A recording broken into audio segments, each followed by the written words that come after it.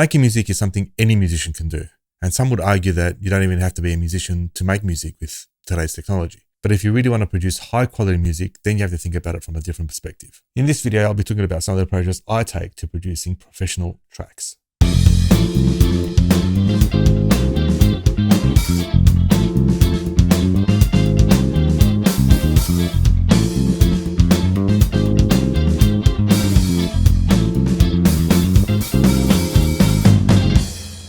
Producing a quality piece of music entails everything from composition to arrangements to instrumentation and to recording. And as a producer, you need to be involved throughout the whole process, end to end. My approach to music production is to look at it holistically and work on it in phases. For instance, I start with the composition phase, and this can often be the hardest part, whether it's producing for yourself or for any other artists, where you create a melody, chord progression, musical phrases, or even structure. There is no set order in which to do this. Some like to have the lyrics on hand, some like to start on a melody, some like to start on a chord progression, some like to do it in reverse. The most important part here is to get the creative juices going, and things will develop from there. When creating, I like to record things. I like to record my ideas as a first draft. And I usually do this the easiest and quickest way, either through my phone or on my computer. Now, you can go down the route of actually writing out your music and notating it, which I have done in the past. It is a slower process. Now, if you have an idea which is right there, it's going to be hard to actually write down everything and keep it at that raw idea stage. So I think the best thing for me anyway, is to record it right there and then. Compositional ideas for me almost always come from improvisation, whether it's a melody or a chord progression. These ideas can work towards creating lyrics or work around lyrics that have already been written.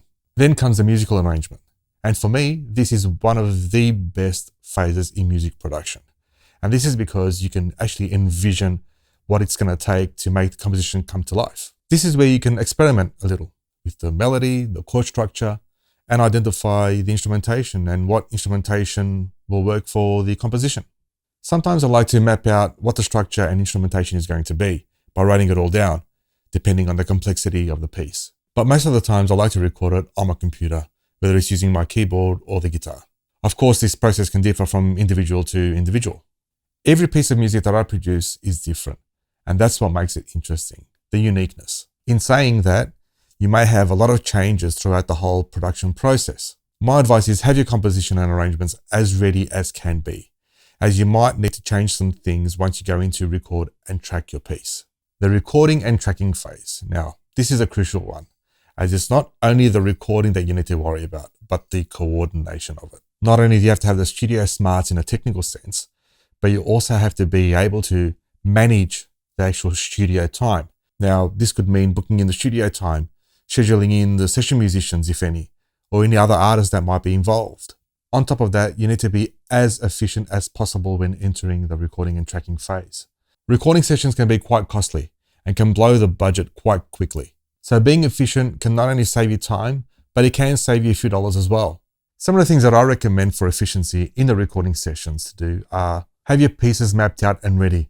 This includes any charts or any demo recordings, and send them off to the session musicians, if any, way before the record date. Make sure that you know what your instrumentation is going to be and who your session musicians are going to be as well. Have a plan B. Things do happen, and sometimes session musicians aren't available to come in on that day. In this case, you might need to find a replacement really quickly or change the arrangements or the composition. One thing I wanted to mention is that in the recording phase, allow the musicians, whether they're part of the band or session musicians, to be a little creative if they're of that nature. Often as a producer, you'll have a vision for a certain piece and your point of view as well. But sometimes allowing a musician to be a bit creative in a studio can enrich the recording with their ideas and capabilities. Of course, you don't have to take on their recommendations or their creativity, but sometimes getting a musician to actually play something that naturally comes to them can make all the difference in a track. Making a decision on where you're going to record your track is also a very important one. As a producer, if your plan is to work in a pro recording studio, do some research. Find out what type of studio you really need, whether it's for you or for an artist that you're producing. Sometimes we think the bigger the studio, the more gear it has, the better it is. This is not always the case. For example, if you're producing a band that wants to record in a live session and you want to record them with all the top-notch outboard gear, top-notch mics, amps, compressors, etc., then maybe you need to go to a big studio, especially if live drums are involved. But if you're producing a single artist and a band is not involved, and you're layering instruments and you're recording them one by one, then you might not need a big studio. Technology has come a long way, and the thing that you need to think about is fit for purpose and fit for budget. What is the artist looking for, and what is the budget? One thing I also wanted to talk about is creative hurdles and assistance. If you're having a hard time producing your work or not sure which avenue to take, have a chat to some colleagues and ask for some advice. Or if you have something recorded, send it to them and ask for some feedback. Or even better yet, get a mentor and get them to mentor you through the processes. The right mentor can help significantly, as I can see things from different perspectives and work with you on your journey, on your experience. If you do decide to go down the path of getting a mentor, visit musicproservices.com. At Music Pro Services, we do offer mentoring, which is done by yours truly with over 30 years of experience in this industry, helping you and guiding you along the way. At the end of the day, you really need to enjoy the process end to end. There is nothing like creativity and immersing yourself into a world where you discover and you produce something from start to finish. If you've enjoyed this video, give it a thumbs up, subscribe, or visit musicproservices.com. Thanks for watching. Ciao.